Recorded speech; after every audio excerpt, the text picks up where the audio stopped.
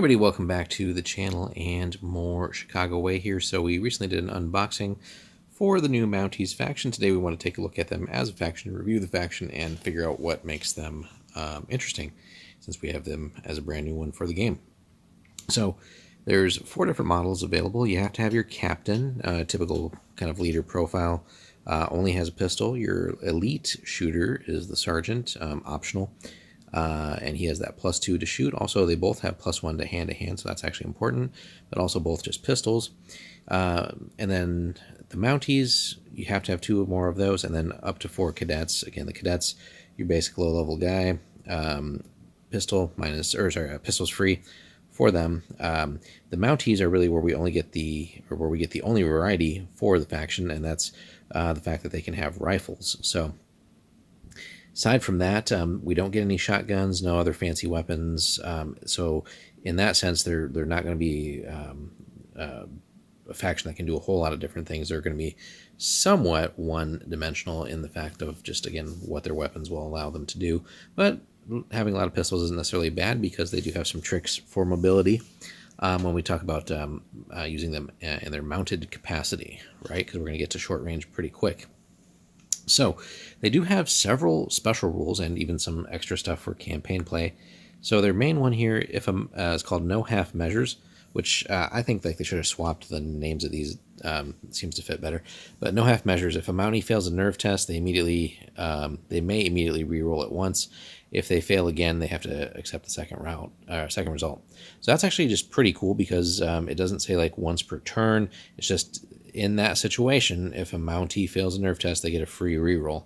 Free rerolls is cool. We don't have to waste other potential resources or abilities or whatever we might have. It's going to keep us in the fight that much longer. So all in all, pretty good stuff there, and probably one that will get used quite a bit throughout the game. So if you think about that too, if they suffer the damage result where it's like a hit and a nerve test, you're more often than not going to pass that one. It's probably the most common one. So really, you're going to avoid a lot of damage over the course of a game, at least theoretically, depending on the dice rolls. The other one, Mountie Resolve, which again just seems the name would fit that better. The half measures here would be like more like, hey, yeah, if you're going to shoot these guys or fight them, you really got to put the damage on there, so you can't take any half measures against them. But basically, at the end of each turn, remove an under fire marker from one single character that has only one marker. Cannot be used to remove markers from characters with more than one. Pretty cool stuff there. So we get a free heal at the end of each turn, basically, as long as that character only has one. So that'll help, with some of your actions too. Maybe the guy has, let's say your guy has like 2 damage on him. You don't have to necessarily use your whole activation or most of your activation to heal up completely. You could just heal 1.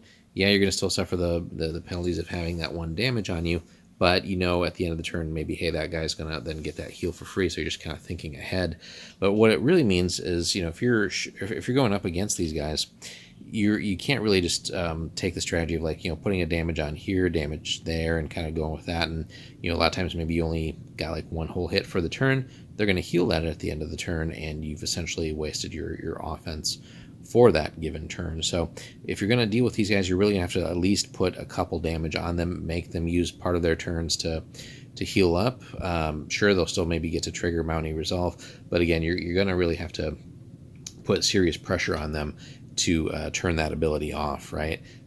So that's going to be a pretty nice one overall. Now they have another one here, Accomplished Horseman. So normally a move action is required to enter or exit a vehicle or dismount a horse. They do that without expending a move action, so it's a whole other free action. Now, as it says too, they can't buy cars, although they certainly could commandeer one in a game from someone. So they can basically mount or dismount on a horse, should we have those, or get in or get out of a vehicle without using up an action. Pretty cool stuff there. And again, we'll let them rapidly, if they have, let's say they have the horses, right, rapidly get around the board, and then everyone else would have to take an action to get out of the car or whatever it might be. These guys can get to where they need to dismount for free, and then maybe still have an action left to shoot you or whatever else they need to do. So that's going to be pretty potent. Now, there are no horse models for them yet, but you could, in the meantime, proxy some empty horses, plenty of plastic ones from the Dead Man's Hand series, but no like official mounted ones for these guys yet. In campaigns, they would count as prohibition agents, and they use the federal funding campaign advantage. Makes sense. As it says here, they can't buy a car, but can choose to mount any of their gang on horseback. It's 100 per character that is mounted, and then there's a whole slew of rules on the back page for these guys. So let's just go through that pretty quickly because we do want to focus on the cards too. So horse-specific rules. So same sequence for declaring actions, initiative cards, and playing action cards as dismounted characters. However, a couple extra things. Normally it takes an action to mount or dismount, but again, these guys do it for free. A buddy may spend an action to be picked up. Passengers may perform shoot actions while mounted, but can't engage in hand-to-hand. A move is 20 centimeters, so 8 inches, so that's actually pretty cool. So again, these guys are just going to be twice as fast as foot guys. Like I said, they can get around the battlefield pretty quick, or also get out of harm's way. And they're going to really need that quickness too to ideally close with their opponents because, again, they're largely relegated to pistol shooting. So we're going to have to try and get up close without too much damage on us so that we can start laying down some point-blank shots at people. While you're mounted, you get a -1 penalty for shooting, but again, that could be something to mitigate. If you do get into point-blank range, you'll have the +2. Take a -1, you start off with a +1. Could be pretty cool too. So you can almost do almost like a drive-by shooting, but on horseback. Mounted characters may not enter buildings unless indicated at the start of the game. Obviously makes sense. They can't climb buildings. Also makes sense. Riders may fall from their horse if hit. See below. And then mounted characters can enter hand-to-hand as normal. Also see below. So we're not going to read through the whole thing here, but basically a lot of just common sense stuff for using the horses, but more specifically here just for quick in-game. They can enter hand-to-hand combat by diving from their horse, and they gain a +1 hand-to-hand for the charge, so even the regular guys, right? But if you think about it, the leader and the elite guy would have a +2 in hand-to-hand for that diving off. That's pretty cool and cinematic as well. If attacked while mounted, they gain +1 for being elevated as well, so makes sense, right? Now, if they lose the round, though, they're pulled from the saddle to fight on foot for the remainder of the combat. So yeah, hand-to-hand is going to be potentially pretty nasty for these guys, especially if you see a couple of them rolling up on you. They could very quickly get to you and engage you. Doesn't mean that necessarily that they're better or always going to beat you in hand-to-hand, but if your game plan requires you to get to certain points of the field, they can essentially get to you faster, intercept where you are, and determine where fights will take place, right? So that can be pretty nasty, all things considered. Now, let's take a look at their cards. I wouldn't say that they're overwhelmingly good, but they have some neat uses. Oops, let's get that back in the order that it's supposed to be. Whoops. Let's do here. So ace, king, queen, and there's the jack. All right. So we always start from the low end. So the jack is just an interesting one. I don't approve of your method, so play when an opposing player plays any card of any value. This card trumps the opposing card. So it's just basically it's a counter, it's a hard counter to any card out there. Now, the opponent would theoretically, I think, be able to counter this one if they had a jack of their own, but this is definitely one that you're going to want in your hand just to ruin the opponent's best card or a crucial card at any given time. So you really don't want this one out there for initiative if you can avoid it. The queen is a pretty cool one. I like this one. Let's take the fight to them, gentlemen. Play at the beginning of the turn before any character activates. One mounted character can perform one move one Mountie character. Doesn't mean that they have to be mounted, but they can perform a move or shoot. So pretty neat stuff there. Maybe you can get a shoot action off before anybody activates then. Okay, maybe that already puts some damage on an opponent and completely changes how their turn or activation might go for a certain character. Hey, you might even be able to take them out before they even get to activate. So cool stuff there. You could also move, maybe the initiative cards are just not in your favor, but you can play this and just at least completely move somebody out of harm's way or line of sight and not have to do like a duck back or anything like that. So very useful utility card there.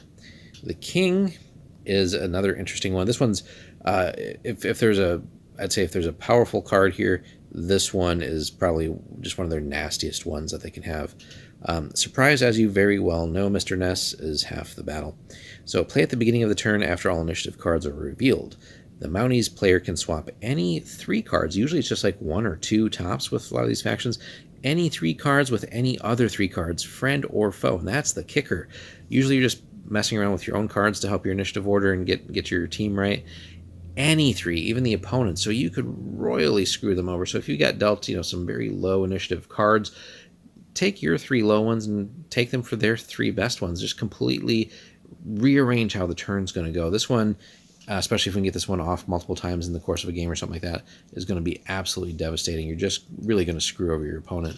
And ideally, if you're going first, you can pile the damage on, and again, not just influence how their turn's going to go, but really pile that or accelerate that effect with damage. Maybe you kill some of their guys because they don't even get to activate, etc. So you can really ruin someone's day with that one. But last but not least here, the ace, the law, not revenge. Play after one of your characters has been taken out of action. Any single Mountie within line of sight can take an immediate shoot action, even if they've already activated. Normal mods apply. So again, it's just a neat one. It's obviously going to be situational. It sucks when we lose one of our guys, and they'll have to have line of sight too, so depending on the board setup, that can be tough. It's probably one where you want to keep that in the back of your mind and not necessarily spread yourself out too far, where at least you're in line of sight of somebody else on your team. But what that will do is, you get a free pot shot as revenge, really, and the mods will apply. But it's neat here, especially if we can use that on someone who's already shot. Maybe the modifiers are going to be pretty nasty, but it's another free shot, which we'll always take, right, if we get a free one. Although hopefully we won't have to play this one too many times, right, because we're winning the fight and not ideally losing our models. But some really interesting cards here. Again, that king one, though, I feel is going to be absolutely devastating. Let us know in the comments, guys, if you've already played the Mounties or picked them up and played them, and how that's gone so far. What have you gone up against, and what do you think of the cards and faction overall? Hit us up in the comments. Like and subscribe, guys. We'll have more Chicago Way as we head into 2026. Thanks for watching.